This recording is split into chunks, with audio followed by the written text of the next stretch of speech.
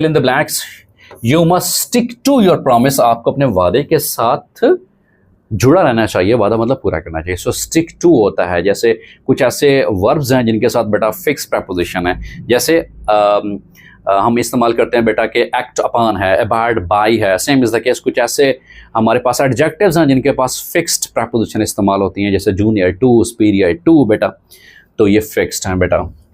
Fill in the blanks, pour milk into the glass, याद रखिएगा कि इन to हम वहां पे इस्तेमाल करेंगे जब कोई चीज बाहर से मूव करती हुई अंदर आएगी, उसके लिए इन टू इस्तेमाल करेंगे बेटा। The cat was running into the room, the students were coming into the examination hall.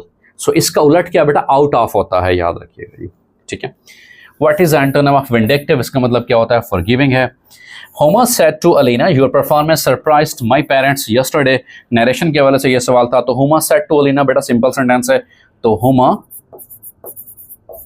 Told Alina, कमा खत्म करने के लिए दैट लगाएंगे।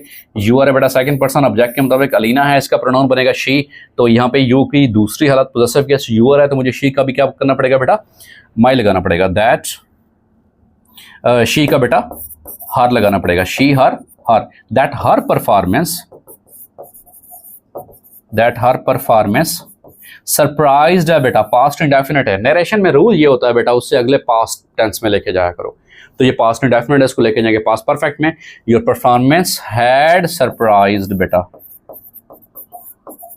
हैड सरप्राइज्ड, अगेन माई आया हुआ है, फर्स्ट पर्सन है, चेंज करो, ऑब्जेक्ट के मुताबिक हुमा है, तो इसका प्रोनाउन बनेगा वंस अगेन शी बनेगा बेटा। यहाँ पे आई की पोजेसिव कंडीशन माई है, तो शी का बेटा हर बनेगा। सरप्राइज्ड हर पेरेंट्स,